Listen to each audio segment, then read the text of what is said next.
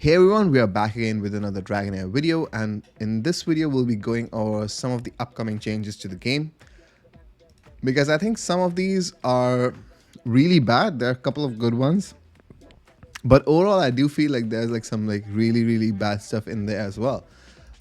So first off, we have the more information about the Drizzard event. They're going to be adding whatever the server activation, blah blah blah. But this is what we are interested in: collaboration characters. There are going to be two of them: Ertu, the Baler, and Drizzard, the Urden. So the first one, most likely going to be a Frost hero. From the when I read his kit, looking at his background, everything looks to be of a Frost. And he's going to be a melee unit because he is holding like two of these short swords. And interestingly, he has this familiar who is very close to what Donella in the Radiance. She's very similar, where she has a hawk who will attack randomly. But in her case, like, they don't give like any attack or attack speed boost. It's all going to apply a healing prohibition debuff. And I'm not sure like that one does a lot of damage either. So I'm curious to see what the damage multiplier is going to be on the Panther attack and on his attack. So the Panther attack may be going to like some random target as well. It is going to prioritize the target that Drizzard is attacking. I'm not really sure like, but there's some synergy, but I'm not sure like how frequently it will attack the backline, right? Like the backline range DPS units of the enemy, or how good this is going to be in PvE, for example, right? I'm hoping that there's something more derivative damage dealing capabilities that he has, or is just a savage in arena. Something of the either would be good, so it will make the event a bit more worth it. We already got a failed event for U-tier, which was like a completely trash champion. Definitely needs a buff, doesn't fit in the necrotic team at all. If it was some other affinity, he may be okay, but in necrotic it doesn't fit at all. To the Baler, a true Tenere from Abyss. So this one is very interesting, and I'm not able to figure out what affinity he would be. From reading of his kit, he could either be a necrotic or a fire hero, because he's dealing fire damage, but he's also summoning lower demons and inflicting burn. This is going to be a new sort of debuff, I feel like. It's very similar to what happens in the flame elemental dungeon, where you're farming those crystals to, you know, strengthen your heroes. So I think it's going to be very powerful. Hopefully he's a wild unit, I would hope, or something close. Then he will have much more use, because necrotic doesn't really need a DPS. They need solid support champions, which they are really lacking in the game currently. More collaboration stuff, which I think once the collaboration goes live, we will cover more. The more important thing is that the only legendary hero available is the collaboration hero Drizzard, and certain epic hero will be available on the banner as well. So we will see which heroes are there. They don't really say much about, like, I think the to the Baler, right, this is going to be more like a Vortex style fight, but I'm not sure like how we will obtain this champion in the game. Like, this seems like also another legendary hero, but I'm not sure like how we are able to get him. This one is going to be a great. So currently we are getting like 36,000 gold from dungeons. There's some variation to each one of them, but typically it's like 36,000 that you get from the Venom stage. So I'm curious like how much of a gold improvement it's going to be. So unless it goes live, I don't know. Like, if it's just like 3k more, it's not going to be worth it. If it's basically like, you know, 50% increase in gold income, then it's going to be really helpful, because right now gold is a big struggle. I used to think like, with the amount of gear I have now, yeah, I don't really care much about gold anymore, but it's still very hard to get. Like, you have to constantly sell pieces that are mediocre and everything. It's not that the gold is a huge problem for me personally. I know it's a big problem regardless, but it's the way that you have to like go about finding gold. It's like the selling of these pieces and all those stuff, like it's all going to go away. So I don't want to do too much of inventory management all the time to get like some amount of gold. Now we have some bug fixes. So Lucian, I've been talking about him for a long time. Like I don't know who he's going to hit from his battle skill. From the looks of it, he was always targeting the one with the lowest HP instead of the highest ultimate energy. So with this fix, he might be even more powerful now than he was before because inspiration on Lucian is also pretty broken. So that's one thing to watch out for. Lucian might be, he's already pretty good in arena. I would give him like an A tier, solid A tier. But with the skill fix and at 5 inspiration level, he's at actually S tier. But regardless, if you build him, if you don't have a 5 inspiration, so for those of you who don't know, his battle skill ignores resistance completely. But when you, if you're using him without inspiration levels, build him with very high accuracy now because he's going to be targeting like El Cibre, the faster champions, right? Like El Cibre is the only one that you will need a ton of accuracy with. But if you're targeting somebody else's Tamar, once the skill fix is gone through, is going to not need that much accuracy. But for El Cibre, is going to need a lot of accuracy. The second one, Zephy, fixed the issue where the invincibility granted by Zephy's ultimate skill would not expire occasionally. I actually wasn't even aware of this bug. I have encountered Zephy a lot of times in arena, but I have never encountered this bug where I felt like, oh, their HP is not dropping at all. So I'm not really sure like whether this was a PvE, it was related to some champions being grouped together. But yeah, this is interesting. I actually didn't know that this bug was existed actually. Legendary hero Galliore fixed abnormal attributes of Galliore. I didn't know about this one either.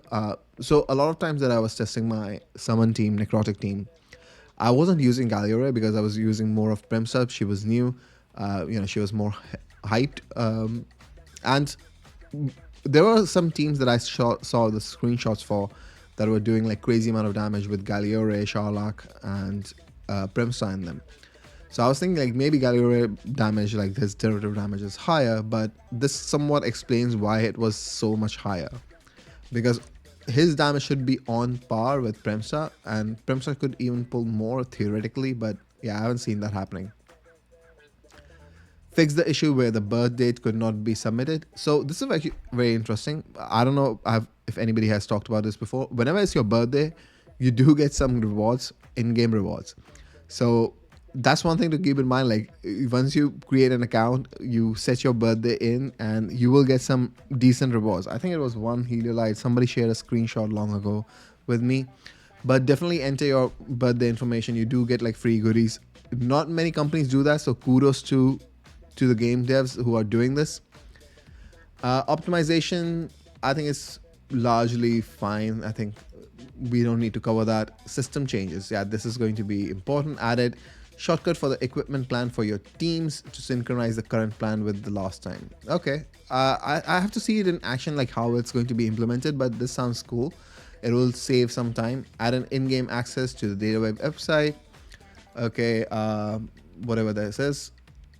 Display effects we don't really care about. So Clepsidor ranking. Top 150 travelers on the ranking table will be rewarded with special mount after the season 1 settlement. Interesting. I don't know what that special mount is going to be. Hopefully something cool. Adjusted the hero rating to be cross server. This is bad, okay, in a lot of different ways. So right now, hero ratings hero rating is like this. It's per server. I won't see anybody from a different server. These are all people in my server. If you're any of these top 10 people, if you have a champion, you're most likely going to be knocked out. It's not going to be a case where you can remotely compete. And especially if you're on a later day server, this cross server hero rating is so bad because you used to get I used to get a lot of rewards anyways, but you can get like decent rewards. The ranking rewards is pretty decent for hero rating. So unless they didn't say that they're improving it, you get 50 Virmaril per hero, right? And you can get 5 from 6 to 10 rating. It's not that big a deal, but like there are a lot of different people, right? Like it's not just me over here who's like, there are some people who have like a really good this champion, somebody has somebody else champion. So having it across server really is a bad design. I would say like this is actually worrisome for me, that a lot of the players on the top 10 leaderboard are not going to be getting any of these hero rating rewards that they have been able to get so far. This is really, really bad that they're doing. And next up, we have adjusted the scheme to reissue unclaimed rewards. Okay, whatever. Yeah, how to obtain. Okay, that's fine. Gameplay added a quick quit current team fight. So this is a really good change, because in team arena you would actually, if you're struggling against one of the teams, like if it's a stall defense, you can just quit and move to the next one. You don't have to spend all your time in there. And previously there was the only option is to quit the whole fight instead of just one fight. But what they've done next is weird, right? They have adjusted the duration of each round to be 3 minutes. I think the total time still is better. If you quit, it shouldn't change the timer that much, because some fights you will have like 12 seconds. Other fights you can have like 4 or 5 minutes, because they have cases in which both the nukers die, and then you're like slowly chipping away the health of the other, and it can take a while before you finally down the opponent. So this is kind of like a bad change. Adjusted quest item started. Okay, that's whatever. Adjusted optimize in game, and there was another change here where I think I missed it. All right, regarding inspiration levels. So this is another change that they've implemented that is actually really, really terrible. The upper limit of inspiration has been extended. When a hero achieves inspiration level 5, their inspiration level can be further upgraded for more basic attribute. This is so bad. Okay, so for a lot of reasons. A lot of people actually like this. This actually explodes the gap between a kraken and a whale, or a mid spender and a whale, and low spender has basically no chance, right? This is the worst design decision that they could have made. What they should have done instead, what we asked them to do, is to come up with a soul exchange shop where people can exchange the souls of certain champions, or like whatever legendary souls they have, for a legendary champion, right? Which they don't have, and they can get the dupes of the same champs, so they can like keep on like they don't push the power creep. This is a very, very early sign of power creep, and I do not like power creeps in game. And to be very honest with you, I used to play Raid Shadow Legends a long time, and that game went through a very, very fast-paced power creep thing, and I stopped playing that game, and a lot of people stopped playing that game. This is the same thing. A lot of the times where power creep is so suddenly introduced, it's a very detrimental to the game. This is added to something in the footnotes basically, but it's a huge deal, because think about it this way. Like once you reach a level 5 inspiration on some champion, like let's assume you're a whale or whatever, you're competing against somebody who also has level 5, right? You feel a bit fair. But if that person is a kraken that has like 15-20 dupes of those champions, right, and now you're stuck, now it's no longer 5-5 match. It's just like you can just continuously enhance the hero further and further and further until you break the game. This is a really, really bad design choice. What they should have done is just implement something which is related to you just exchange the coins for something. That's it. Like instead of the artifact thing where we have this exchange option, just add like a legendary champion that we can get every week. If we can get it, we can switch to another champion. Like give us like one exclusive, one normal champion that you can buy with coins. And a lot of the people would have been really, really happy with that, because right now people don't have a lot of heroes. But that change is huge.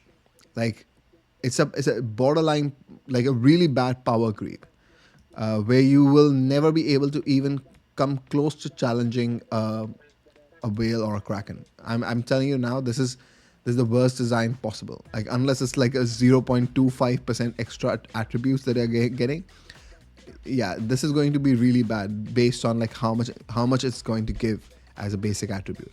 Even 1% is big, right?